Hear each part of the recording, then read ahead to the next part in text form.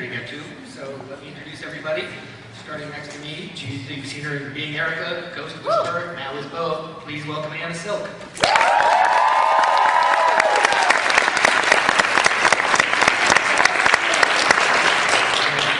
From CSI New York, Covert Affairs, Human Target, being known as the Morrigan, which I hopefully pronounced that right, and hopefully pronounced your name right, Emmanuelle Vaugier.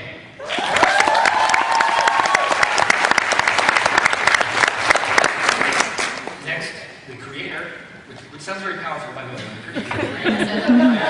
I should think to ask you about that later. Michelle Lovretta.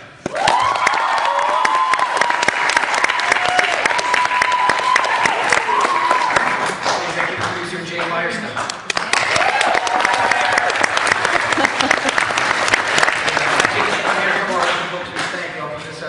Stephen Finney, production exec from Showcase, who's here somewhere. And associate producer Vanessa Piazza, who has been instrumental.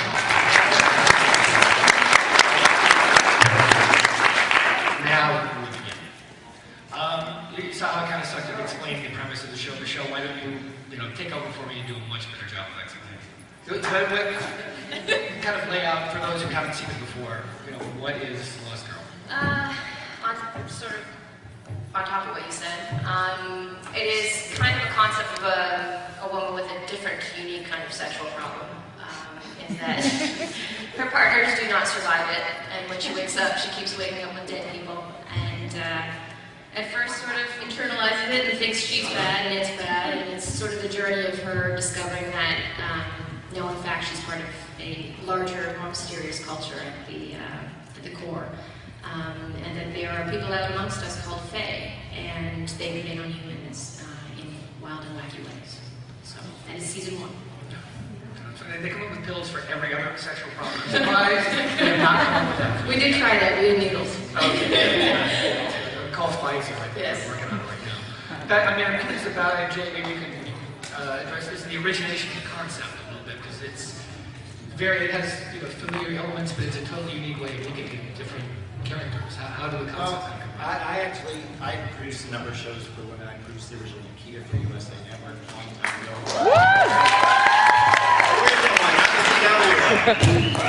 And I've done a number of shows, and I set out with the network, that guy over there that got introduced Vinny, to find something original that was a strong female character that embraced sexuality, and it was a challenge. I have to tell you, a number of people brought me ideas that weren't great. Okay, the standard routine was to get something super big, tough, dirty, filthy sort of stuff. Fun, but not Michelle. Michelle got the challenge, she got the mandate, she came up with the succubus, and she came up with a world and has made my life fantastic. So. And it was fun. It was a search. We were searching for something. Is it hard to sell, because it seems like there's not a lot of them on there, of female empowerment shows, and that's kind of a trite way to put it, I guess, but to find shows with women in the center of it who are as tough, as flawed, but as tough as any other. And I don't know if it's harder to get one of those shows through. I think it's harder in film, but not in television. And I'm personally a huge television fan and genre fan. I'm really thankful for that, because it's a medium where we have all, I'm sure everybody in this room, we all have our favorites, and we all have shows that have spoken to us that were genre shows. And for whatever reason, genre tends to be, in my opinion anyway, kinder. It's more embracing. We can be kick-ass and still be the friend. It's kind of liberating, and I don't see that often as much as film, sadly. And I'm kind of curious, when you first heard the pitch for this part, how does somebody go, all right, here's what you're going to do. Yeah. You're going to have sex, and you're going to suck the life out of it, guys. They got a lot of different guest stars. Prepare yourself. Yes, it's a lot of people. When I first heard, I got the script and I got the story breakdown, and I thought, okay, tough, sexy, all those things. But what I loved about Bo was that she was, as strong as she was, and as tough and cool, and way cooler than I am. But she was really vulnerable. Michelle created this character that was really, really vulnerable and scared. And I could relate to that. and I think that's what audiences have related to, and that's really what drew me to her. Thanks, Michelle. It seems like, I mean, with her character, there's kind of two driving forces. One, the search for parents, or search for identity, which I assume is a key, like something you enjoyed about doing, but that's a layer that must be kind of interesting to deal with. Oh yeah, definitely. I mean, at the beginning of the series, Bo learns that she's part of this, that she is a succubus, that she's not human, that she's part of this Fae world, and that answers a lot of questions for her, but it opens a lot of new questions. And part of that is the search for her, where she came from. And you're being fought over by both sides of the Fae. That's got to be kind of flattering, right? It actually kind of is, yeah. And yeah, I mean, Bo doesn't align herself with either the light or the dark, but she's a lot more powerful than I think she even realizes, which is really cool, and something that we're definitely exploring in the second season, which we're filming now.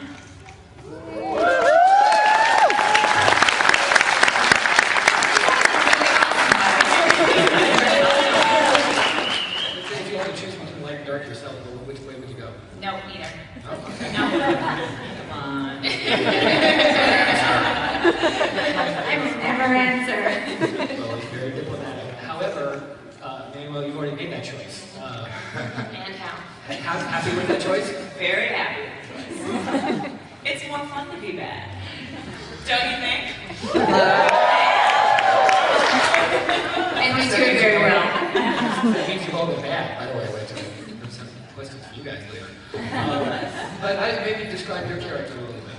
I play the Morrigan, who is the leader of the Dark World. And she's deliciously evil and fabulous and vain, and she runs a record label and feeds off of...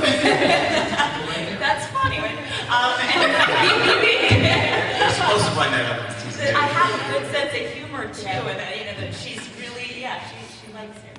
Anyway, so she feeds off of the energy of young artists and leaves them dead in her wake, which is really the difference between the dark and the light Fae. Is the light Fae doesn't kill off their victims. I do. Somebody has to. Yeah, somebody has to. Not everybody gets to live. They should. Right. Imagine the size of the cast. That would be a great I think we kind of moved around a little bit, but and maybe Michelle, you can talk a little bit about the world of the Fae. Like, what is that world like? What are these kind of opposing forces? The original concept, which we basically stuck to, is the nomenclature we use is Fae, but anybody that's familiar with mythology and folklore has already been able to tell this is not the classic Fae that we have all read of. It was basically taking a concept that the folklore creatures from all the different cultures around the world, so this was a window for us to be able to explore, different sides, different cultures, all are of a piece. They're all one species, and through that we've been able to also really go through our old geek books and kind of open them up and be like, what is some really fun stuff to get into? What are some cool creatures we haven't seen in a while? And we first, when we developed this, how many years ago was this? It's a long time coming. This was 4 or 5 years ago, so it was before the vampire stuff started coming out, and we were so thrilled that it did, because it really helped us, because people kind of mistook it at first as being related, so it kind of, was embraced a little bit more, and then they realized it was actually going to, different territory, different creatures. So it's been a lot of fun for us. It's something that we can use, giving Anna strange new creatures every week to make out with. So, it's got its advantages. And I've written a note down into such a thing as a vocabulary, like a little bit. I'm sure we have some. Well, it's developing because we decided that the fans out there want to make sure we do this for real. So we try not to do anything in the series that doesn't actually exist in folklore. So we're developing that as we go by researching what actually exists out there. As a jumping off point. I didn't realize that. Seems like it must be kind of fun to do research like this. Oh, it's crazy fun. Yeah, no, it's you waste actually way too much time in the writer's room where you're all going, oh my god, look at page 36! And, there's some crazy shit out there. There's some stuff we haven't done yet because I can't figure out how we do the effects. There's a guy with an intestine in it. There's some I think I want to get into the books later, because I need some good reading. Are you guys all, it sort of occurs to me, genre fans, genre people, kind of working our way down? Is it something that you've always liked, and so it's nice to be working in this, or it's something new and you're kind of learning to adjust to it? Well, I've done a pretty wide variety of stuff, but this one is just a riot. It's fun. Everybody on the set is laughing, fun. Ask Anna how much fun it is every single day on the site. I've never had a crew that comes to me every day and thanks me like I do on the show. But you've done a lot of genre too. Well, I've done a lot of genre because it's just, because it's fun. But on my feature side, I did some pretty basic, cops stuff, things like that. So this is just totally fun. I think genre's always more fun. Yeah, I love this kind of stuff, and I would consider myself a twihard. Any twihards out there? No? Seriously? I'm the only one? No! I am. I'll admit it.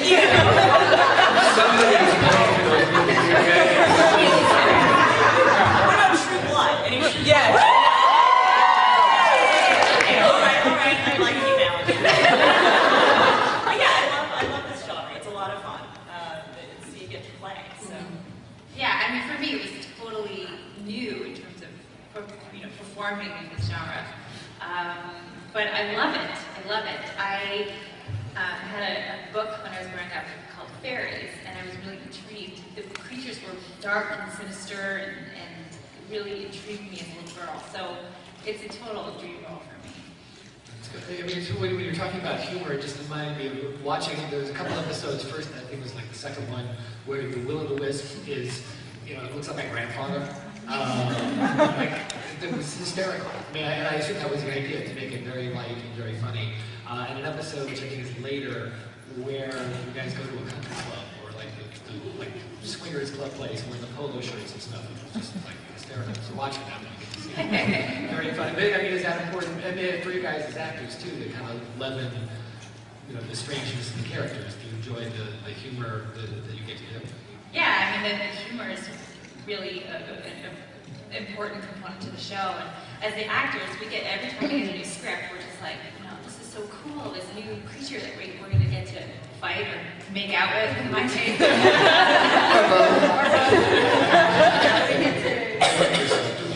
Yeah, exactly, why not do both? Which I often do, actually.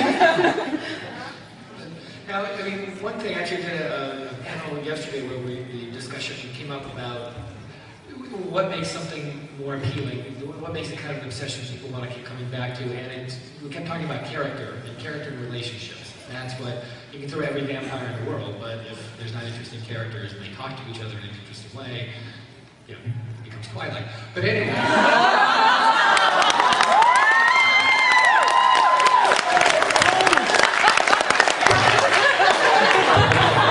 Jay, I know you're a twihard. You've got it. Nah. Taking actors in there. And I apologize to all the stars of Twilight who are here with us today. But is that, I mean, the relationships that you guys have come up with are very, unique, I think. And I assume that's a deliberate thing, too, that to take it beyond just being a genre show is what you've done with the characters and relationships. Yeah, I think, I guess the 3 F's of what we try to put in the show is fun, friendship, and fornication. That's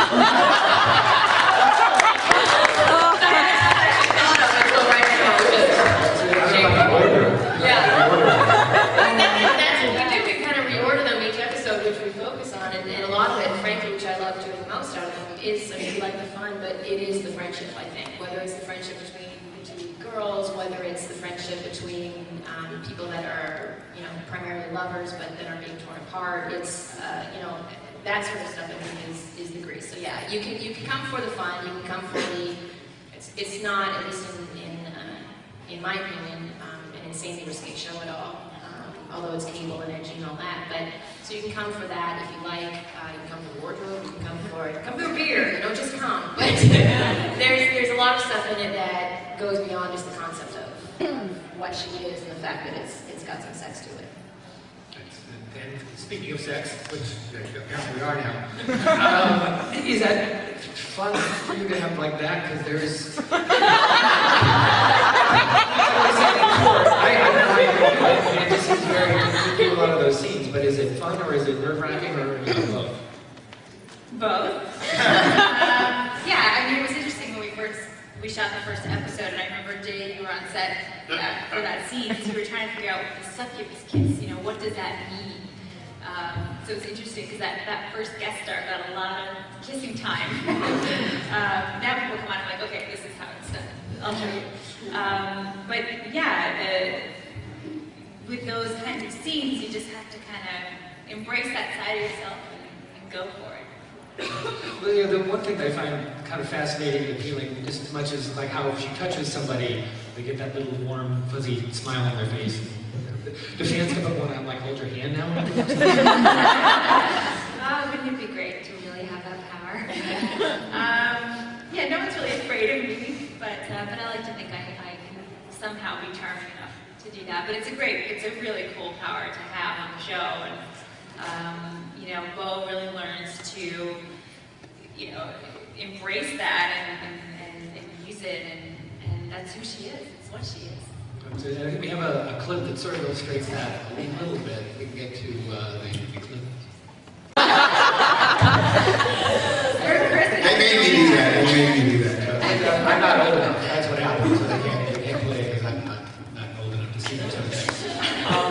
Emmanuelle, you kind of want to have more of this sort of stuff for your character too? Yeah, like what's up? I don't get to have sex or kiss anyone. No, I'm only just realizing that now as we're talking about it. So like, you don't have to give me much love. Yeah, no, I don't get any love. Yes. Yeah. Probably too much for them. Like we want dead people. Yeah. Yes. We are actually, I say that, but like actually shooting those scenes is fairly uncomfortable at times, or most of the time. Yeah. When Chris and I shot that scene, it was honestly more like a stunt. It was exhausting, but it was pretty cool. Can I tell the story about your audition? Sure. One of the reasons when we were casting the show that one of the things that really stood out is when we put the actor that plays Dyson opposite Anna, and they did their little audition. There was a pretty passionate kiss, and they smashed the wall. They backed into the wall, smashed it, the plaster fell, they left dents in the wall, and they got back and they had no clue they'd done that. It was at that moment when I said he gets the part. And I'm serious, that's not a story. Those are tough screens. Was it, Jay, I don't know if you could maybe address this, when you tried to sell a network on a show like this, with that kind of content, was that kind of tough? It's, you know, it's like Cinemax have to do that on Fridays.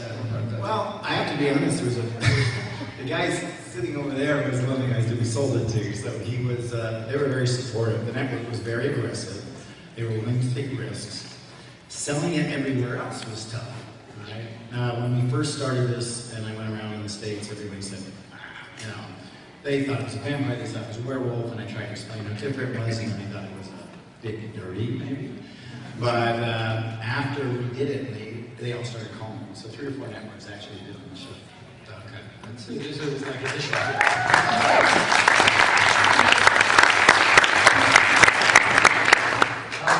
Another element to it, which we haven't talked about, the character of Lauren, which has We got Team Lauren. And I guess I can sort of address that. It's unusual to see that kind of a triangle on a show, and I don't know if that's, you know, another reason the role is kind of appealing to you, because you get that layer that most shows are never going to get to. Yeah, I mean, I think what does appeal to people are the relationships on the show, like you spoke about. And I love that, you know, Bo has this love triangle that is a lot more complicated than most love triangles. And the relationship with Lauren is a really special one and a really important one for Bo. And Zoe Palmer, who plays Lauren, is amazing to work with, and just captures Lauren so well. So it's a really, I love that it's such a real relationship, and you really see a lot more of that in season 2, which I can't wait for.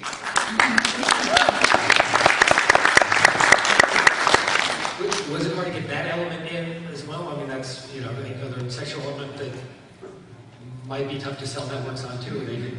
Well, actually, you don't like my Sales pitch, dude. I used to go around saying she's good, she's bad, she's bi. And that was my intro in every network. And I actually had downloaded a presentation tape onto an iPhone, and I walked around the network showing them. And that got to, they said, we wish we could buy it. And everybody was afraid of it at the beginning. It sounds like the perfect sales pitch that everybody would say, I would do it, but I can't. And everybody would say, and I had some of the biggest networks saying, we love this, we wish we could do it. Has it become easier? I mean, now that it's out there, you've done the season that everybody will get to see here soon. Is it easier? You get those calls, people going, God, we should have, that sort of thing? Well, I can tell you there's 2 networks that are sad they didn't get it. We won't name them. I respect, I can't tell you. Is there any plan, because you're kind of out there, the Morrigan and she and Bo have any plan? Oh yeah, we're planning it already. After this conversation.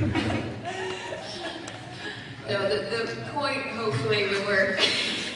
Sorry, that was a good one. The point with both sexuality, ideally, at least from my point of view, regardless of what people buy it for, was for that to not be the point of the show.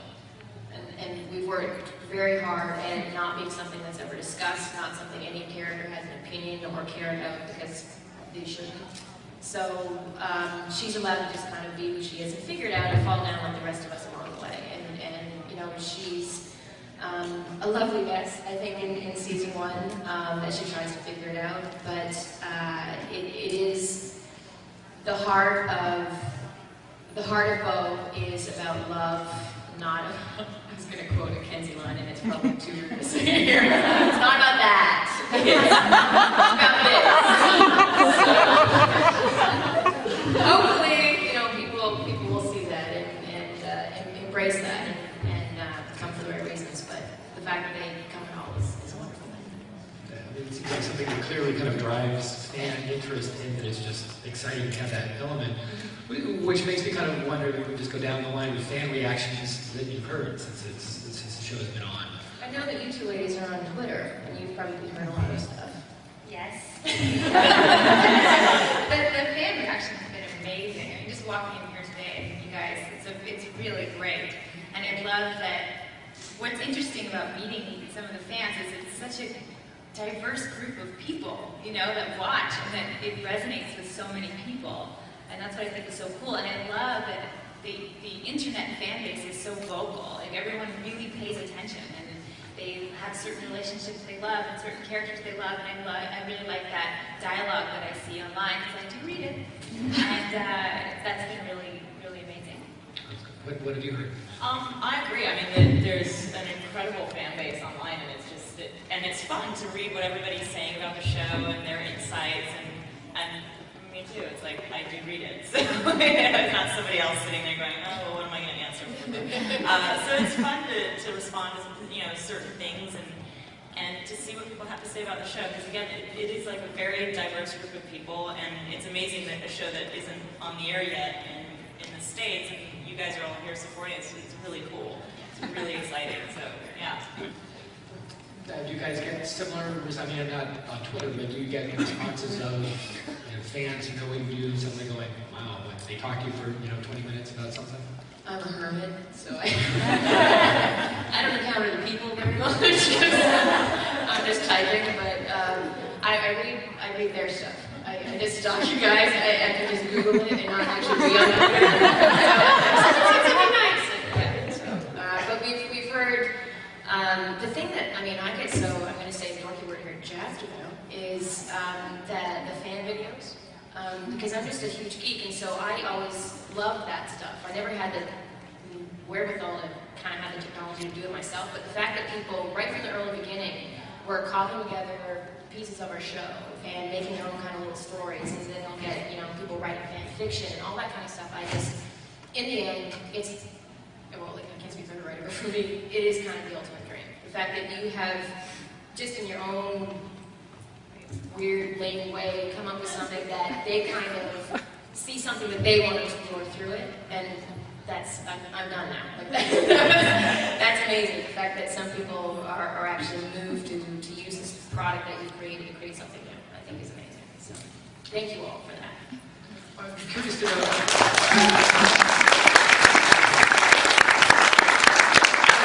The nature of that connection, though, and I had actually made a note, right, that something that seems to me is that there's a lot of relatability to a show, which is odd to say about shows about succubuses and, various things. Clearly not studying my vocabulary. I need to get that book out. I mean, it's odd to think of it as relatable, but I think maybe especially with the character of Bo, and you guys can all address this, is that part of what has caused this intense connection with the fans, do you think? Or is there another reason why it's really connected? Well, actually, I think we've tried to use real relationships in the show every episode. We put it in a fantasy world, but these are all real issues that everybody deals with. So I think that's what everybody can relate to. I think everybody in this room probably has a story that relates to one episode in season 1, and if they don't, they will in season 2. I mean, even at Morrigan, you can imagine it's just like a really bitchy boss. You love me. Well, yeah, it actually really gives me the opportunity to sort of explore. I mean, because if you're just bitchy, then it's kind of one-dimensional and boring. But she has a great sense of humor, and I've had the pleasure of opening up scripts and going, "Oh yay! I get to have so much fun this week. It's so great!" Just like 3 weeks ago, I was so thrilled. Because the scripts are wonderful, and my character is so well sort of written, and I get to do fun stuff and be a little over the top, which I don't always get to do. So I like watching you clowns. When you walk in that first scene, it's like your hair moves with it. It's just your whole body is just like out of here. I'll have to rewatch it. Is there any of you in the Morrigan or other way around? How much overlap is that? Shut up, Jay. I think there's a lot of me in Morrigan and a lot of Morrigan in me. There has to be. I mean, otherwise you're not creating a true character that's true to yourself. It's, for me, whatever character I play is really who. If I were to be this person, what attributes that I have or aspects of my personality do I bring to this, and do I have to pick out and whether they're likable traits or not, explore for this character. So There was a reason she didn't have to read anything or audition at all, because we knew exactly what she was going to do. I think there's also, I'm intense and a Sylvan, and I have to say, there's a lot of you in Bo, which is surprising to me because the character didn't change drastically from what was originally in my head to once we were cast, and I think you've just brought this really nice, rounded, goofy sweetness at times, which is great because you mean that. Yeah. Thanks, Michelle. I relate to Bo. I love Bo.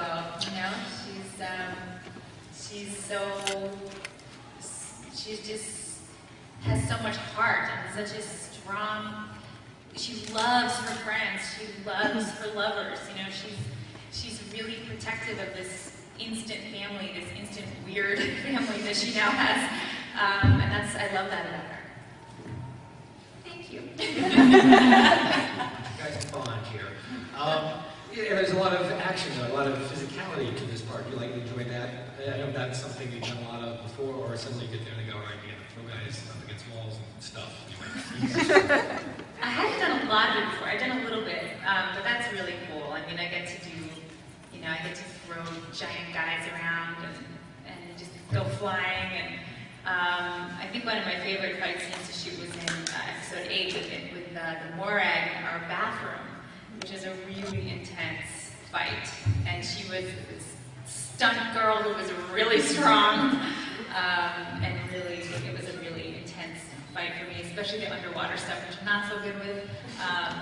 That was cool. So I really love that part of the show. Well, oddly enough, I actually have some questions, but I believe we might have a scene that relates to what you just discussed. So we have that clip. We can get to it.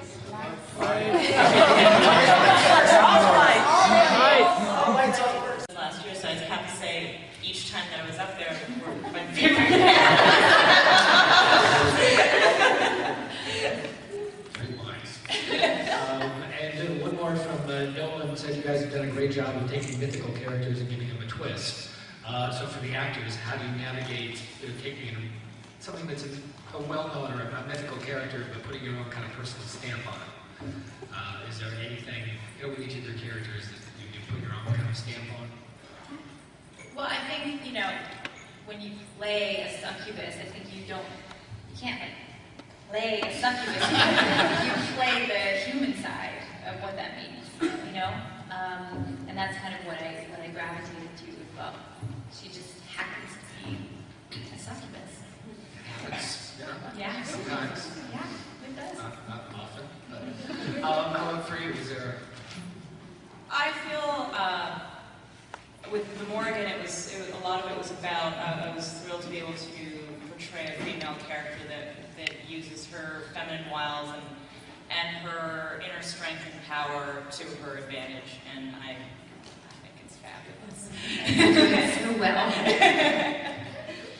All right, we can get to questions. If you guys have some. All right, go ahead. What up?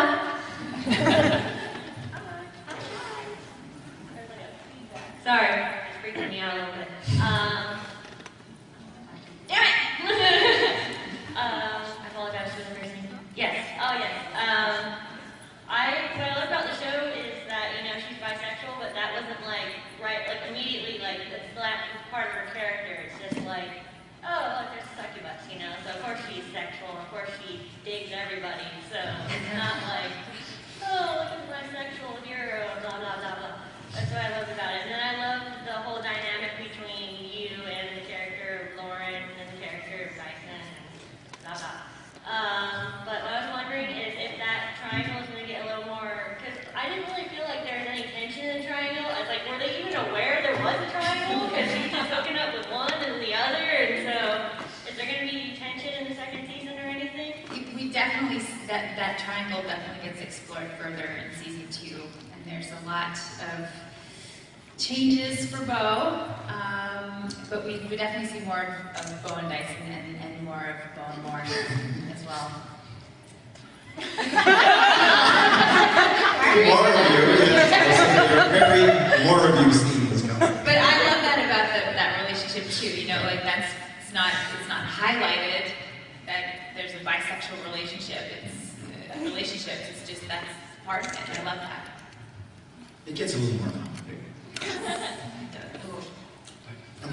Hi, I'm here from Canada. I just wanted to say that you're the most gorgeous panel I've seen today. Thank you. Thank you. I never did that. Thank you as well. I just had 2 quick questions. I'm wondering, because season 1 was so beautifully written and so, the sexuality of the show I thought was very, very important. And I was just wondering, is that going to be re-edited when they show it in the US? And when are we going to get to see season 2 in Canada? And I love that you all tweet, and I love the Buffy reference, by the way. The secret ingredient is love.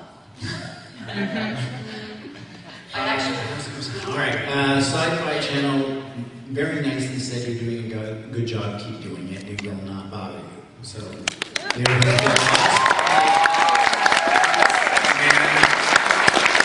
It probably took a little while to get them to say that. And let's just say, I'm not talking to you until you agree. There will be a few words bleeped, I understand. But we haven't really restricted the language yet. It gets on the air September 4th in Canada. SyFy hasn't given us a firm date yet, but I'm speculating in the conversations we've had that it'll be January. Thank you.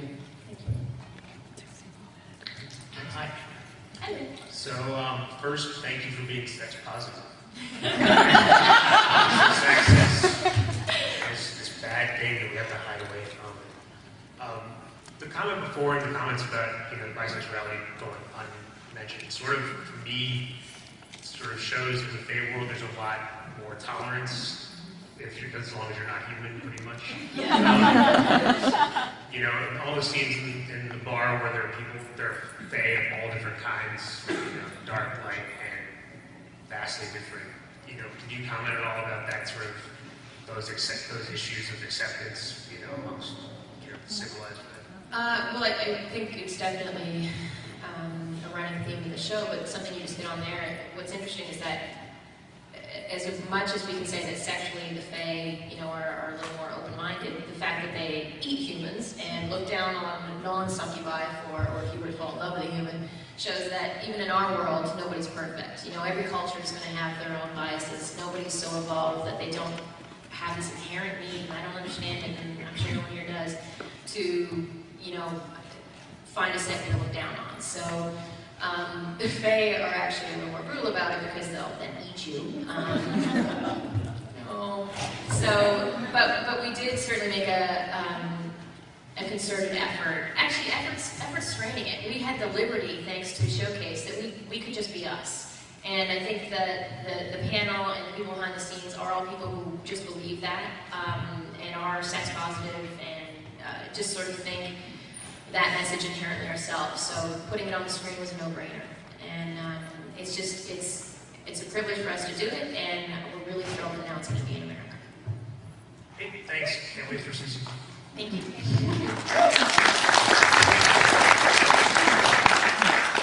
I was just kind of curious, do you feel that you're spearheading a new genre? Like there's vampires, there's werewolves, but succubus has kind of been off to the side, ignored, and by you trying to get it popular, you're going to have to go backwards at first. I mean, those characters started out scary, and they've gotten more popular with the public. They're making them more sexy. You're already sexy. You're going to go backwards to get the public to get interested. Right. And come back. Would you like me to field that? I think in general, yes and no. I think that I don't expect that there's going to be an onslaught of succubus out there. Incubi could be the new thing in 2012, who's to say? But I think in general it's a very specific type of story that you have to tell. Not just those vampires. There's a specific thing you fall into. But I'd be thrilled if there was more of it out there. I think in general, though, what the follow-through might be is more just that I'm assuming, and you guys correct us if we're wrong, but I'm assuming the fact that it also is cultures other than our, you know, specific one in North America that we're also bringing into it is also part of the appeal that maybe it would be nice if some other shows also, you know, brought that in as well. The fact that it's from all over, folklore from all over, versus just specifically, well, you know, will everybody say we have to have a succubus show? That probably won't happen. But maybe dealing more openly with some of the sexual issues might, as a knock-on. And hopefully there'll be Lost Girl of the trilogy in theaters near you soon. Succubuses should have equal rights, by the way. They're very, you know, yes. They're an oppressed minority. Thanks for speaking up. Hi. There are a lot of like supernatural shows right now that are trying to be sexy and all that stuff.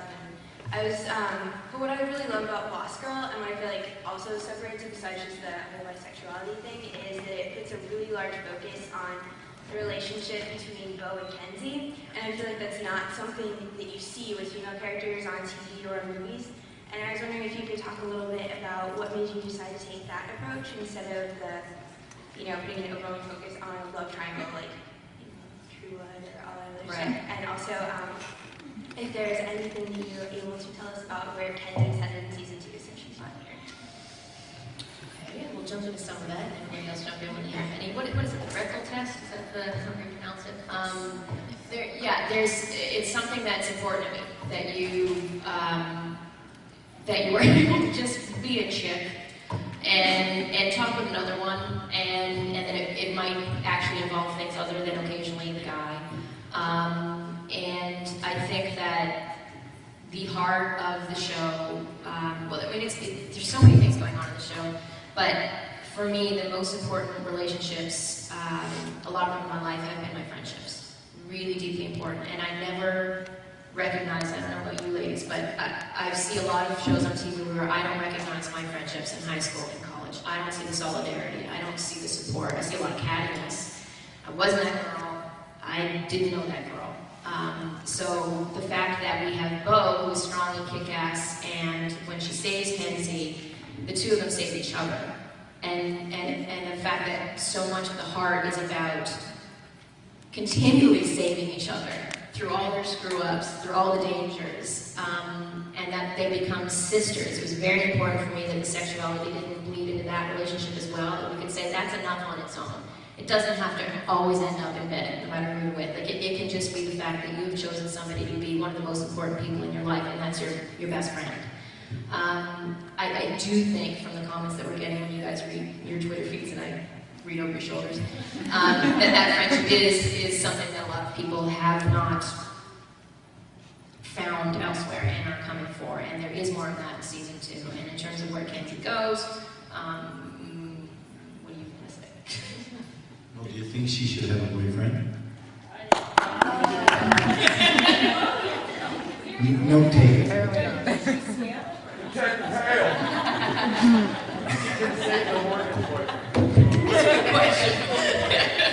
Did she steal her own boyfriend? We're having a lot of fun with Kenzie in the second season. Actually, you're going to learn a lot more about who she is, her past, her fears. Do you want to say anything in about your sort of... Yeah, I mean, when Bo and Kenzie meet in that first episode, you know, Bo thinks of herself at that point as a monster. She doesn't know what she is, and here's this girl who saw what she does and didn't run away. You know, she said, I saw what you do, and it scared the crap out of me, but I like you, and let's hang out. Let's go get a milkshake. That's what she did. It sort of became this instant family, and I think it's more than sisters. I mean, it's just this incredible friendship, and they just have each other all the time. Because I mean, we have a hard time, any kind of emotional scenes we have with each other, we cry a lot. We're weepy. I have a Kenzie question, by the way. What's the hair budget like for Kenzie? Growing. Okay. That was her idea. Or the change of constant? Yeah, we had dinner in New York, and she said, I want to change my hair regularly. Never, I mean, there's no explanation, just... No, it was her idea. She said, I think I would. It's hysterical. Hey, well, I'm sorry.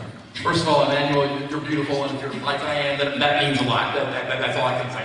Anyway, really quickly, where can we get the Canadian version online? Is there like a website we can go to get before we get it on SyFy in January here?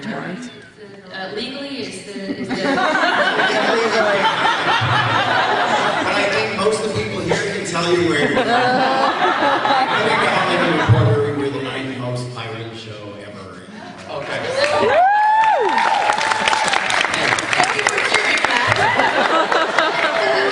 That doesn't do me any good. It's like a multi-layered question, so a lot of people probably know where I'm going with this. How old is Kenzie? Mm-hmm. And how old is Detective Hale?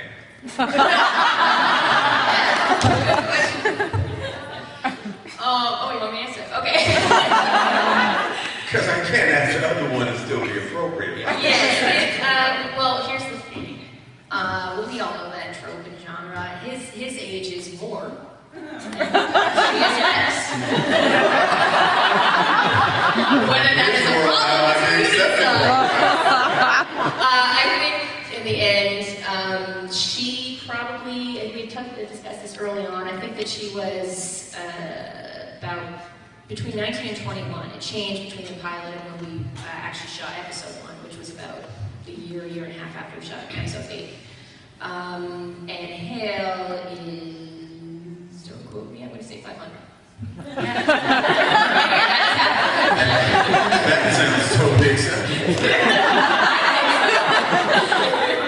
I'm just wondering. I just want to Detective Hale's a real love. Because it seems like to be the guy on the side who should have, could have. I agree. Not really. I'm a huge Hale and Casey fan, and I can say that in season 2, we learn in episode 2 some interesting stuff about his. Oh, yes. Yes.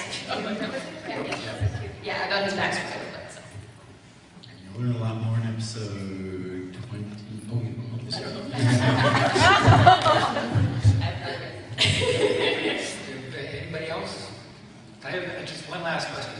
for each one of you, if you could, would you like to be a Fae? And which would you choose?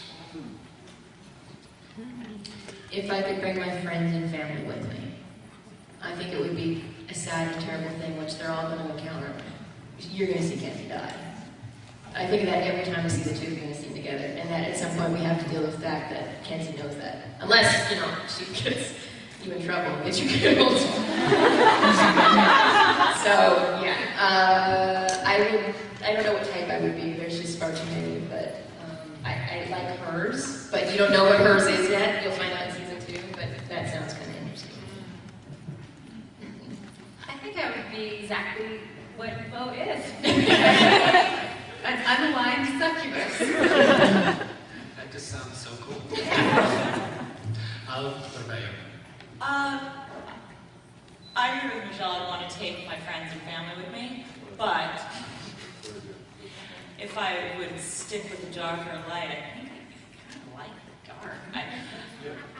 Maybe I'd do less killing. But other maybe. Okay, I killed it. Don't kill it. So maybe amount of killing. Maybe if we, yeah. I was going to say just animals, but I'm a big animal activist. This is not real, by the way. So yes, if I bring my family and stuff, it'd be fun. I do love Chris, and he does an amazing job of dicing, and yeah, maybe a shifter. Ooh, a little bit of both. Can you have like a hybrid? Like a shifter mixed with something else? Yes. Well, we could do that. Okay. All right. I got a lot to think about. Season 3. Well, most producers are Fae. I think it goes without saying. And Dark Fae. I actually don't want to tell you what my power is right now. It's season 5. All right, well, I think we can wrap it up here first. Coming soon, the show, for those of you who haven't seen it, it really is actually amazing. It's one of the coolest things I've seen in a long time.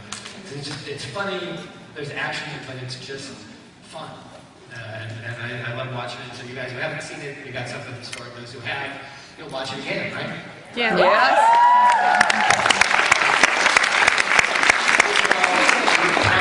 For everybody. Second, please let them know